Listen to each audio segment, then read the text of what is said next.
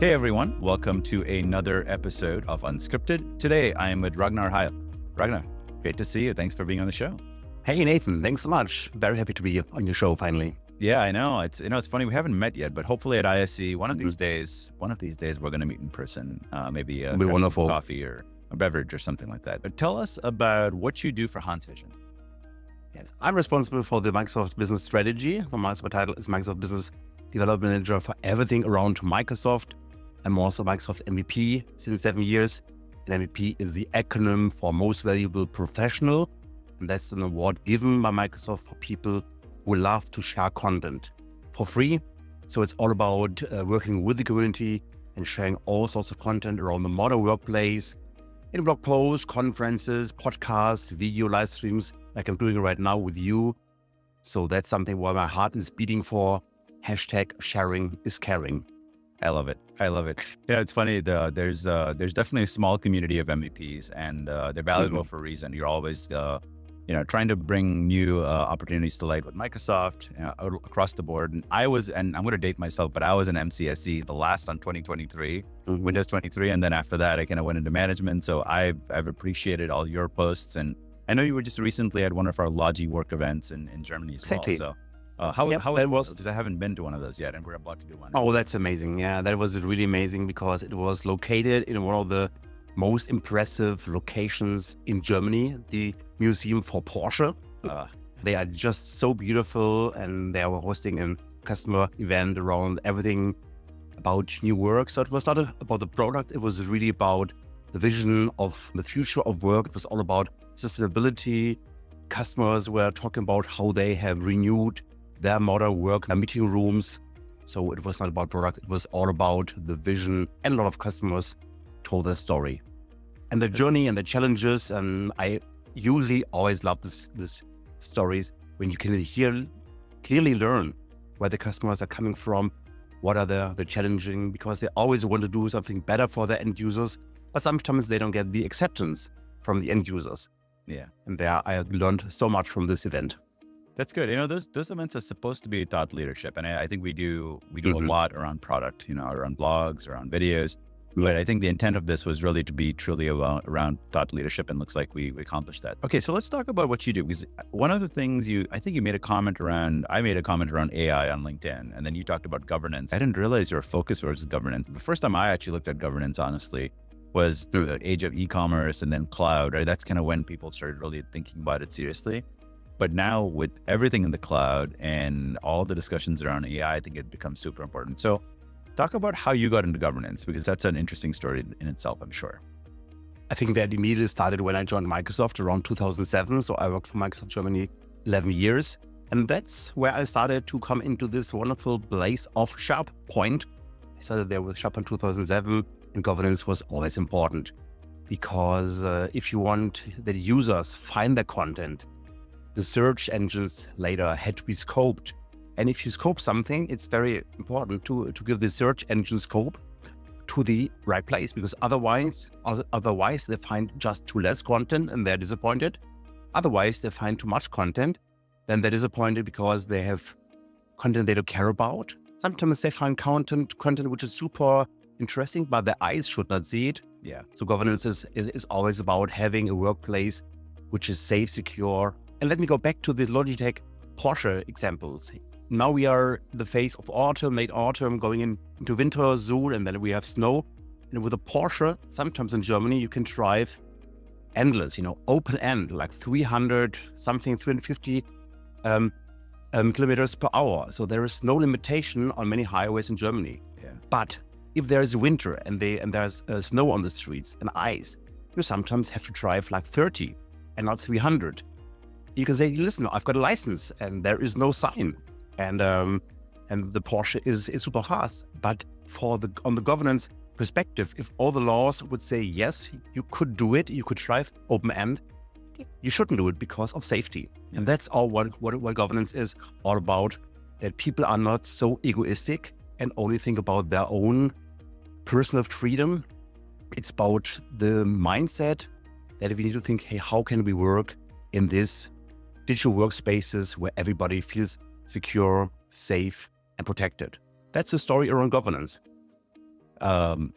I totally agree. It's guidelines. It's guidelines for safety, for security, to make sure your data is not getting leaked out. And there's so many reasons why you want to do that, just even from the right eyes on the right data inside the organization. Forget about outside.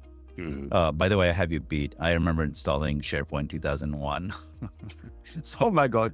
And Project Server, which back in the day, that was difficult because when it first came out, there wasn't a whole lot of documentation. Windows 2000 had just come out like a year ago. AD or Active Directory was still being figured out. So I was an active MCSE. I wasn't joking about that. So, and SharePoint's come such a long way, such a long way. So, given that we are pretty much now all in the cloud, I mean, there are some on-prem left, of course, but, for the majority, almost everything we use today is cloud-based and now AI-based. So how has that changed the game for you? Because obviously you're focused on it, you're building plans around it, you're helping customers with it. Yes. How has governance changed just in the last couple of years? I think now customers are more and more overwhelmed with the amount of things they need to change, they need to configure to be ready, especially for Copilot. So we're talking since ages with customers around things like pure fuel, sensitivity labels, because in Europe, Germany, in Europe, we have GDPR. In GDPR, we have to take care about archiving of content. Sometimes content needs to be archived for 3, 6, 9, 12 years, but sometimes you need to delete content immediately when a person leaves the company, or a customer doesn't want to be your customer anymore, or somebody has applied for a job and didn't get the job, then you have to delete everything within the next 6 months. So with all this GDPR laws, many customers thought, I don't have to care about it because I will not get a penalty. Others maybe will get penalties, but I won't get penalties. So they didn't care about it, even it was part of GDPR. But now this whole thinking in deletion and tidying up and also in archiving and backup is more important than ever, because in the past they just didn't care. They had other kind of priorities. And this whole life cycle was always broken, because life cycle means that users are always requesting more. They want more licenses, more workloads, and then they want, in your SharePoint side, they want more teams. They always want more tools, more licenses, and more workrooms. But what they don't do is they don't do the housekeeping work, like archiving, tidying up, and deleting, because they are just hunters and collectors. And that's the main issue, that this whole life cycle is completely broken. They always want more, but as hunters and collectors, they don't care about the housekeeping stuff. And then at a certain time, they are inviting externals, but they don't do offboarding. And then people are uploading personal sensitive documents, like, lead lists from webinars. No, it shouldn't be there, because others, like externals, have access to the teams, and they shouldn't see these kind of lead lists. And that means that we have to fix this life cycle. And here I also strongly recommend to work with tools, with AI, who can do all these tidy up things. Then we talk about techniques like access review, that a tool helps you to do a monthly access review to check the owners and members and offboard and onboard the right people, but also find out where teams and SharePoints are without owners, that you have to onboard more owners, and to get back into this housekeeping style. So in a nutshell, it's all about giving the people who request new workplaces, that they understand the responsibility. It's not only about getting a new workplace, it's about caring for it.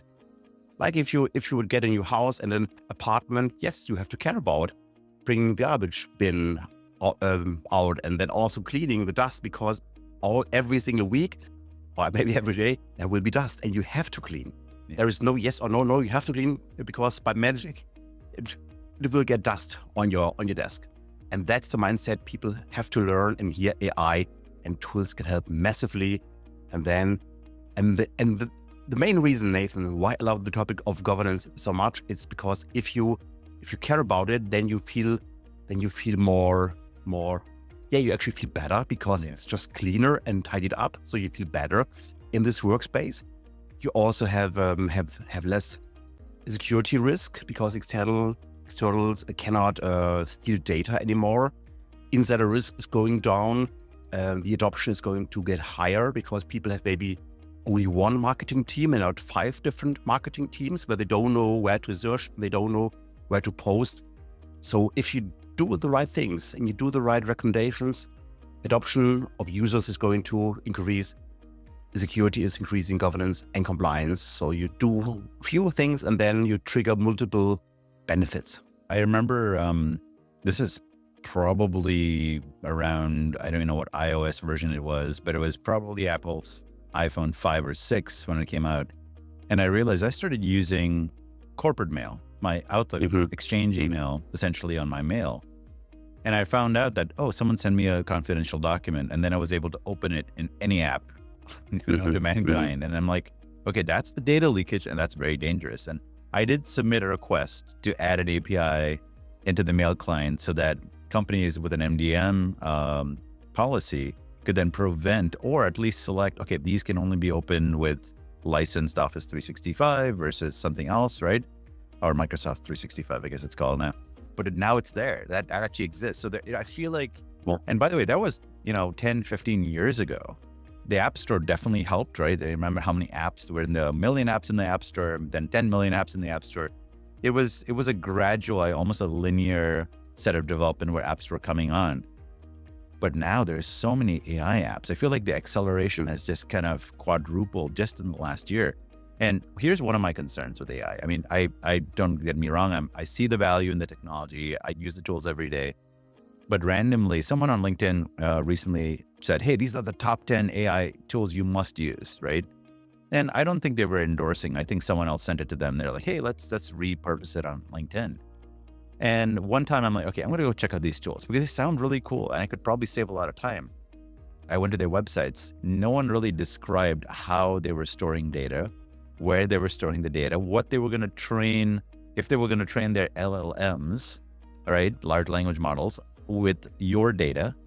That's a problem, right? And by the way, Microsoft and all the big players, they're very clear on what they're doing with it and how they're using it, especially for Copilot or really any other AI model from a reputable firm. So I think what we don't want to do is we don't want to get people stuck in this where they put a secure piece of content in there and all of a sudden, you have a problem. So how, just from a speed perspective, what are your thoughts? And are people able to pause and then evaluate and then govern around what applications they're letting into the company? Or do you think everyone is struggling right now? I feel it's the latter. So I'm curious on your opinion as to how customers. We need, so it's all about training and education, because in the past we spent a lot of time training the end users how to use difficult passwords, and then we use how to use multi-factor authentication. Now we're talking about passwordless and all this different layer to log in, and maybe log in, with your thumb and with your eyes into your smartphone. So I think that's great. I think that's working totally fine, especially on the smartphones where you don't need passwords anymore. But now with the AI tools, everybody is super enthusiastic about the value AI is adding. They have to be more conscious about what these tools are doing. Because we had the situation with Microsoft. They were super enthusiastic around launching their new Windows PCs or the Copilot PCs, and there was a function called recall embedded, and recall is doing screenshots of your PC every second and then storing it. And then they found out, I think the hackers found out, that this collection of screenshots is just stored on your laptop. And if somebody would hack your laptop through a phishing mail, they would get immediately access to this thousands of screenshots, which are done every single day. So they are not encrypted. They're not in a special database, highly encrypted and secured. They were just storing somewhere on the file system. Yeah. And it's so easy that you're going to be hacked through a simple phishing mails, because now phishing mails are getting more and more sophisticated, and I'm not able to differentiate anymore. So if somebody would really send me a professional Logitech phishing mail, which looks like an official marketing mail with a, hey, click here and you will get subscribed to the new event or whatever, sometimes I just click on it because it looks 100% like an original mail. Yeah. And then they would have immediately access to my computer and could steal my thousands of screenshots from my work. So it's all about training these people. Yeah, first of all, not click on every kind of email. So hyperlinks are the most difficult things. Hyperlinks are not only existing in emails, they are also existing in PowerPoint slides and Excel sheets and Word and Teams chats. So links are everywhere. I think that's the biggest risk. Yeah. And what they can do is invest in a technology in the Microsoft world, it would be Microsoft Defender family, where all these links would be checked before you see it. Yeah. So before you see the link in the slide and PowerPoint and email, the backend of Microsoft would check if this would be an evil link, and then it would not shown to you. Got it. Because the end user doesn't have the time and to check every single email if it's evil or not. But this is one of the challenges. And also AI is going to create new kind of threats. So it's very easy to use AI to create virus and phishing mails. Yeah. As you're talking about links have been around since what, 96, since the internet was born, right? So do we need a new link technology or something like that? Because the other day I heard about this whole QR code phishing technique where they're going into public spots where there's a QR code, and these bad actors are essentially they're pasting a sticker of another QR code on top of the QR code so that basically people can scan it and then they go get phished, right? It almost needs to be verified somehow. So talk about a little bit about what your team does at HanseVision, because it seems like you have great offerings that you can help customers with if you're figuring out how to build a governance practice or even how to think about implementing AI in their company. So talk about a little what you can offer.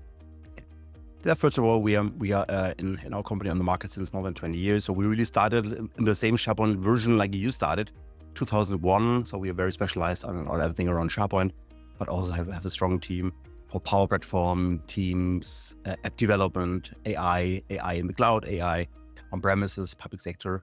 And currently the biggest focus is, as we just mentioned, Copilot. So I would be very happy if companies would talk to us regarding the launch and workshops around Copilot. We have the full range of Copilot starter workshop. They're called Vision and Value, where we are discussing the use cases, the scenarios for Copilot for each single application. So we talk about how to use Copilot in Excel, Word, PowerPoint, Teams, Forms, everywhere. But then also talk about the business value, and that's our most important conversation. Then we talk about the return of investment. We talk about KPIs, what you would like to achieve. So what's your goal what's your individual goal? What's your department goal? What would you like to achieve? What are the use cases, and how can AI help you with a certain prompts? So there we have like 6, 7 different Copilot workshops, from starter workshops up to the large workshops. And they have a lot of change management involved, because it's not only about activating Copilot.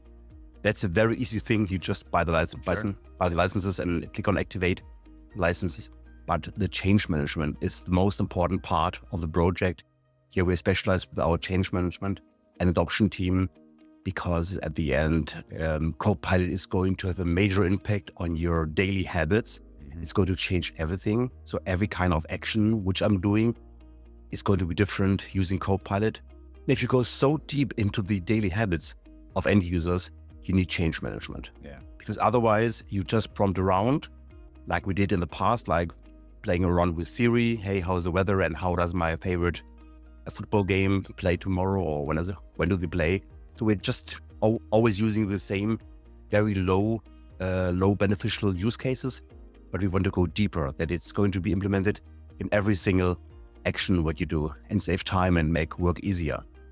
And there you need change management. And that's something what the customer need to understand, that it's not about activating a license. Yeah. It's all about changes which happen between the left and the right ear.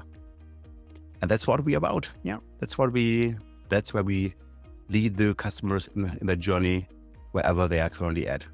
We have customers who are evaluating Copilot versus ChatGPT Enterprise. Others have never done a prompt. So we're starting really from zero. Yeah. But that's currently very interesting workshops. That's great. I mean, there seems like there's a lot of value you can add a customer to any customer really who's thinking strongly about Copilot. And this is definitely something everyone should do. So if you're out there, you're listening in and you're looking for services around Copilot, around governance, definitely ping Ragnar's team. Ragnar, what's the best place to reach you? So what's your URL? I'm on most social media channels, really on every channel except Tinder. I've got with my chief family officer, there's a compliance issue around Tinder. No, just kidding. So I actually LinkedIn would be the best. So just type in my name in LinkedIn, because the biggest value here of this Copilot workshops is that we have a strong partnership with Microsoft, and these workshops, which can last from 2 days up to 2 weeks or 2 months, they are funded by Microsoft, which means they are free for the customer. Oh, excellent. This is currently a great chance because many customers are price sensitive. They say, listen, we are interested. We would like to explore it. We would like to go deep, but we don't have budget for this. And here this workshop would be funded. So that's currently very attractive offering. Thank you, Microsoft, in case you're hearing this video or this podcast. I mean, it's a no-brainer, right? I mean, it's something that obviously, customers want to go into the Copilot world. They want to get advanced and use these technologies to better their business, their people, productivity. So yeah, make use of it. Absolutely. Yeah. And one more thing, which is very important for me, when we offer these longer and larger workshops, which can also last weeks and not only hours or days, we don't do weeks of prompting, because we cannot tell hundreds of thousands of prompting best practices. We go deeper in for security, compliance, and governance, because in these workshops, you really learn how to configure the whole systems so that you can really launch Copilot in a safe and secure way. So that's the value of going into these larger workshops. It's not only that you would learn like 10,000 new prompts. It's all about making your system, your tenant, safer for the launch.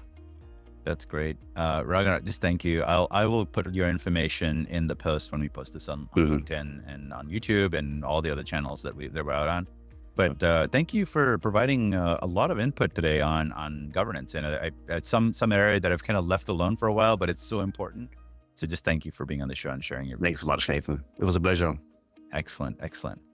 All right, folks, that is a wrap. That is another episode of Unscripted. See you all next time.